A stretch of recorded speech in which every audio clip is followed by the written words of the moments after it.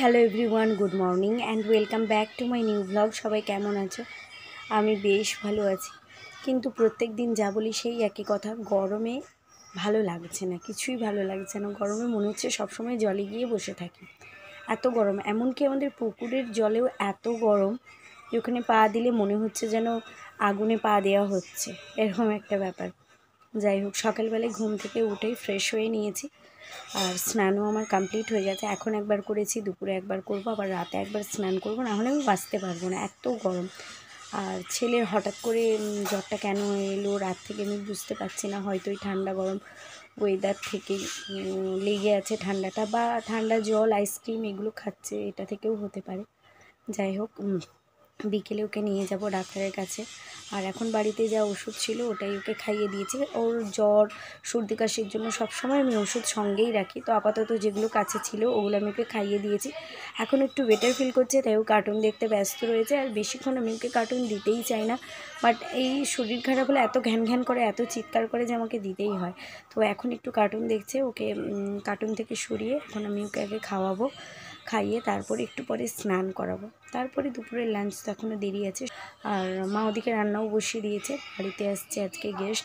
তো চলো তোমরা আজকের ফুল ভিডিওটা দেখতে থাকো, দারুণ ভালো লাগবে।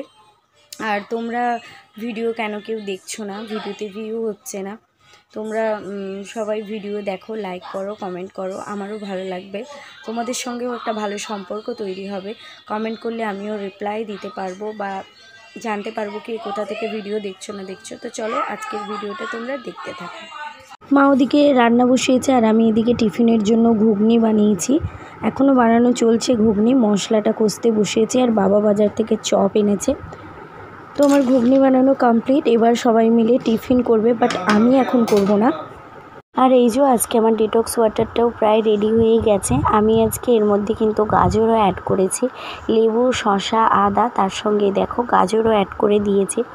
আর সত্যি বলতে ডিটক্স ওয়াটারটা খেলে না ভীষণ রিফ্রেশ লাগে ভেতর থেকে, আর খেতেও কিন্তু খুব যে খারাপ লাগে তা নয়, বেশ ভালোই লাগে, আমার তো খুবই ভালো লাগে। যাই হোক, আটকে দিলাম, এখন 1 ঘন্টা রেখে দেবো। 1 ঘন্টা পরে আমি ডিটক্স ওয়াটারটা খাওয়া শুরু করবো। আর আমি এখনও টিফিন করিনি, কারণ সকাল থেকে প্রচুর জল খাওয়া হয়েছে, তাই ভাবছি টিফিনটা আমি একটু পরেই করব। তো 1 ঘন্টা কমপ্লিট হয়ে গেছে, তাই আমি 1 গ্লাস ডিটক্স ওয়াটার নিয়ে নিয়েছি, আর উপর থেকে একটা শসার টুকরো নিয়ে নিয়েছি। তোমরা যখন ডিটক্স ওয়াটারটা খাবে তখন কিন্তু ছেঁকেই খাবে, ইচ্ছে করলে উপর থেকে এভাবে শসার টুকরো আর লেবুর টুকরো দিতে পারো।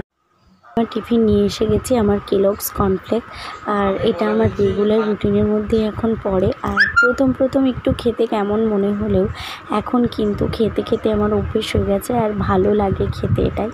আর মানুষ তো অভ্যেসের দাস, কোনো কিছু অভ্যেস করলে সেটা অভ্যেসে দাঁড়িয়েই যায়, অভ্যেস ছাড়া কোনো কিছুই হয় না। তো আমারও কিন্তু অভ্যেস হয়েই গেছে, আমার আর ইচ্ছে করে না ফাস্ট ফুড খেতে, এটা ওটা খেতে, junk food, fast food, oily খাবার যে বিশাল খাওয়া, আমার এখন আর ওগুলো মনে হয় না।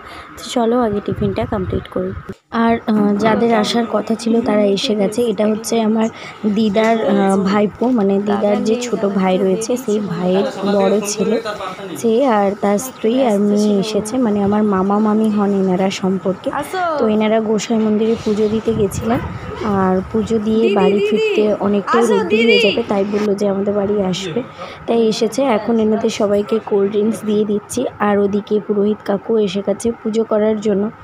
আমার ছেলে দেখো কি করতে ওই নারকেল গাছের সামনে গিয়ে দাঁড়িয়ে রয়েছে, আমি জানি না, কথা তো শোনেই না, চিৎকার করে করে গলা ব্যথা হয়ে যাবে, তবু শোনে না। আর বড় মা ওই যে বেল দিয়ে গেছিলো দুটো, আজকে ঠাকুরকে ছানাপোনার শরবত দেওয়া হচ্ছে, মা ওটাকে ছানাপোনার শরবতই বলে। তো তাই কাকু পুজো করতে এসে গেছে। আর এত রোদ্দুরের মধ্যে না কাকু একদম হাঁপিয়ে গেছে, বলছে যে এত রোদ্দুরের মধ্যে আমারও ভীষণ কষ্ট হচ্ছে, তাই বললাম যে খুব তাড়াতাড়ি এসো। আর ছেলে কথা শুনছেই না, দেখো রোদ্দুরের মধ্যে ঘুরেই যাচ্ছে এদিক আর ওদিক, কথা কোনো মতেই শুনবে না। আর ওই বনুটা আর আমার ছেলে দুজনেই দেখো বাইরে রয়েছে, ওরা এখন খেলা করছে। তো ছেলে এখন খেলছে, খেলুক, আগের থেকে একটু বেটার আছে, তো তাই ভাবলাম একটু খেলছে খেলুক, একটু পরেই চান করাবো। এখন ওই 10টা মতো বাজে, তাই বেশি জোরও করছি না, কিন্তু এই যে রোদ্দুরে খেলাটা আমি একদমই পছন্দ করছি না। আমি চাইছি যে একদম ভেতরে গিয়েই খেলাধুলোটা করুক, কারণ বাইরে এত রোদ্দুরের মধ্যে না খেলাটাই ভালো। কিন্তু ও তো কথা শোনার ছেলেই নয়, সেই বাইরেই রয়েছে। আর এদিকে ওই যে পুরোহিত কাকু কিন্তু ছানা পোনার জন্য সব জোগাড় করছে। শরবতটা খেতে কিন্তু দুর্দান্ত লাগে। আর তোমাদের প্রশ্ন থাকতেই পারে যে ছানা পোনার শরবতটা আবার কী? এই শরবতটার মধ্যে গুড়, বেল, দুধ, ছানা, মুগের ডাল, ছোলা আর অনেক রকমের ফ্রুটস সবই দেওয়া থাকে। তো যেহেতু এর মধ্যে ছানা দেওয়া থাকে তাই এই শরবতটাকে আমরা ছানা পোনা বলেই জানি। ছোট থেকে কিন্তু এই নামেই জানি ছানা পোনার শরবত। তোমরা কি কেউ কখনো এভাবে শরবত বানিয়ে খেয়েছো বা পুজোতে দিয়েছো? যদি করে থাকো তাহলে কিন্তু আমাকে কমেন্ট করে জানিও এই শরবতটাকে কী বলো। স্নান করে এসে টিফিনটা খেয়ে একটু বসেই ছিলাম। তারপরে মা বললো যে কয়েকটা আম কুড়িয়ে নিয়ে আসতে, আমের চাটনি বানাবে। যেহেতু বাড়িতে অতিথি এসেছে তাই আমি এখন যাচ্ছি আম কুড়াতে।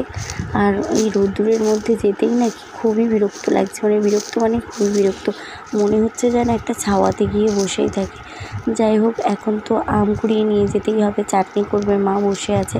আর এখান থেকে দেখা যাচ্ছে অনেক আম পড়ে রয়েছে।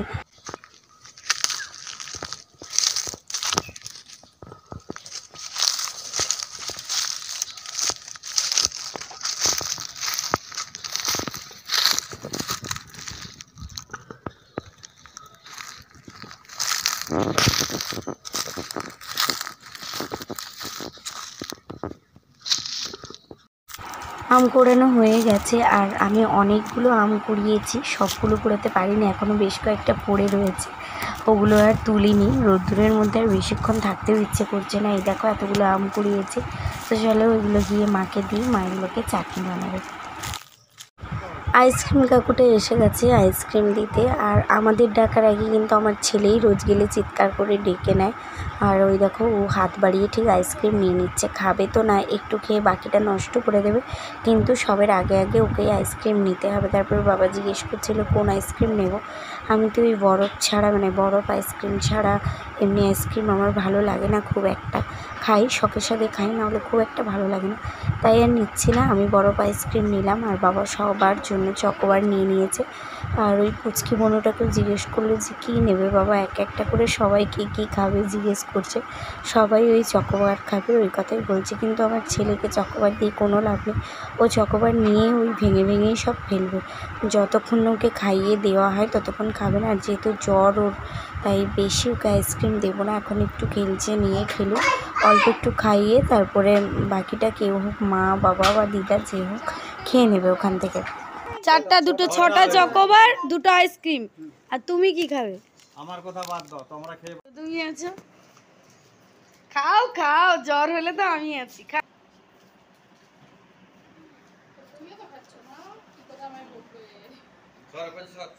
রোজ খাচ্ছে রোজ। উনুনে যা যা রান্না করার ছিল মাগুলো রান্না করে নিয়ে এসে গেছে। আর এখন যেগুলো টুকটাক বাকি রয়েছে এগুলো করলেই ব্যাস আমরা সবাই লাঞ্চে বসবো। রান্না কমপ্লিট হয়েছে তাই মা সবার জন্য এই যে খাবার বেড়ে দিয়েছে। আর এদিকে দিদাও কিন্তু আসন করে দিয়েছে, সবাই খেতে বসবে এখনই। কিন্তু আমি তো খাবো না, আর আমার এখনও রান্না রেডি হয়নি। আমি ওটস খাবো, আমার ওটসটা আমি বসাবো। তার আগে এখন আমি ছেলেকে খাওয়াচ্ছি। ছেলে একবার এদিক তো ওদিক স্থির হয়ে বসছে না, আর ওকে এদিকটাই করে রেখেছি কারণ ওদের খেতেই দেবে না, ওদের পাতের ওপরে উঠে যাবে। খাওয়া দাওয়া কমপ্লিট করে একটু রেস্ট নিতে না নিতে এরা বেরিয়ে পড়েছে বাড়ি যাবে বলে।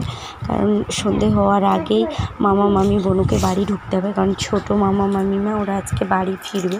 বাপের বাড়িতে ছিল, একটা ছোট্ট ভাই হয়েছে, তাই ওরা বাড়ি ফিরছে আজকে বাবুটাকে নিয়ে। আর এই দেখো আমার ছেলে দিদা আগে রয়েছে, আমি আর মা পেছনে, সবাই মিলে একটু এগিয়ে দিলাম ওদের। তো আমরা এখন বসে গেছি একটা নতুন অভিযান নিয়ে। ওরা কিন্তু শুনলেই হাসবে, এটা আবার কী ধরনের অভিযান, যেটার নাম ন্যাড়া করা অভিযান। হ্যাঁ, এটা একদমই নতুন একটা অভিযান, ন্যাড়া করা অভিযান। আমার ছেলের মাথার চুল ন্যাড়া করছি আমরা নিজেরাই। আর সত্যি বলতে এটা একটা অভিযানই বটে, কারণ আমার ছেলের চুল ন্যাড়া করতে এত সময় লাগবে আর এত পরিশ্রম করতে হচ্ছে, ধারণার বাইরে, এক প্রকার অভিযানই বটে। যাই হোক, ওর মাথার চুলগুলো বড্ড এবড়ো খেবড়োভাবে কাটা হয়ে গেছিলো, কারণ পার্লারে নিয়ে গেছিলাম, ওখানে ওনারা চুল কাটতে পারেনি, এত চিৎকার এত লম্ফঝম্প করছিল। তাই বাড়িতে এসে ওর বাবাই ওভাবে ট্রিমার দিয়ে কেটে দিয়েছিল, হেপচো খেপচো হয়েছিল। তাই আজকে ভাইপো এসে বললো চলো পিসুমণিকে ন্যাড়াই করে দিই, তাই ওকে নিয়ে বসে গেছি ন্যাড়া করা অভিযান নিয়ে। আর কার্টুন দিয়ে ওকে ন্যাড়া করানো হচ্ছে, থেকে থেকে এত বিরক্ত করাচ্ছে, কাটতেই দিচ্ছে না, একে ন্যাড়া করতে গিয়ে এত কাঠখড় পোড়াতে হচ্ছে ধারণার বাইরে। আর এই যে যে মাঝখানে টাকের মাঝখানে দেখতে পাচ্ছ যে একটা লাল দাগ, ওই টাকের মাঝখানে লাল দাগটা কিন্তু লিপস্টিকের। ওটা 2-1 দিন আগে আসার পরেই ওখানে লাগিয়ে দিয়েছিল, চুলের ভেতরে ছিল তাই ওঠানো হয়নি। আর আজকে পরিষ্কার বোঝা যাচ্ছে যে ও টাকের মধ্যে লাল লিপস্টিকের দাগটা লাগিয়ে দিয়েছে। প্রথমে আমরাও ভয় পেয়ে গেছিলাম, ভেবেছিলাম বোধহয় কেটে দিয়েছে, তারপরে যে দেখলাম ভালো করে যে না ওটা লিপস্টিকই লেগে রয়েছে। যাই হোক, ও ন্যাড়া করতেই দিচ্ছে না ঠিক মতো করে, আর একটু বাকি রয়েছে। দেখো এখন ও ট্রিমারটা নিজেই হাতে নিয়ে নিয়েছে পাকামো করার জন্য। এই ন্যাড়া করা অভিযান নামটা কেমন লাগলো তোমরা কিন্তু জানিও। মা এখন দিচ্ছে সন্ধে, আর ছেলে বাবা গেছিলো দোকানে, দোকান থেকে আসার পরেই ছেলে মাথায় হাত দিয়ে বলছে চুল কোথায়। এখন এই যে দুষ্টুমি করে বেড়াচ্ছে, আর মাকে দেখেছে শাঁখ বাজাতে তাই চিৎকার করছে, আর এসে হাত থেকে এই যে শাঁখ ছাড়াতে। আর এদিকে আমি আমার রাতে ডিনারটা বানিয়ে নিচ্ছি, কারণ এভাবে আমি বানাতে পারি, মা বানাতে পারবে না তাই। আর সবার রাতের খাবারটা মা পরেই বানাবে, আমি আগে আগে বানিয়ে নিচ্ছি প্রচুর গরমের জন্য। এটা হলো ওটস চিলা বা চিল্লা, যে যেভাবেই বলো, অনেকেই হয়তো এভাবে খেয়ে থাকো, জানবে। তো এটার রেসিপি আমি অন্য কোনো একদিন অবশ্যই তোমাদের সঙ্গে শেয়ার করব। এটা ভীষণই হেলদি এবং টেস্টি একটা ফুড। এটা খাওয়া কিন্তু স্বাস্থ্যের পক্ষে খুবই উপকারী, বিশেষ করে যারা ডায়েট করছো তাদের জন্য তো এটা খুব ভালো একটা খাবার। যাই হোক, আমি তো রোজ একই রকম ওটস খেতে পারি না, তাই মাঝে মধ্যে একটু চেঞ্জ করে বানাই, চেঞ্জ করে খাই। তো চলো আজকের ভিডিওটা এখানেই শেষ করলাম। আর আজকের ভিডিওটা ভালো লেগে থাকলে লাইক কমেন্ট শেয়ার করতে ভুলো না। আর সবাই কিন্তু গরমে খুব ভালো থেকো, সুস্থ থেকো, নিজেদের খেয়াল রেখো, যত্ন করো। দেখা হচ্ছে আবার পরবর্তী ভিডিওতে। এর জন্য টাটা অ্যান্ড গুড নাইট।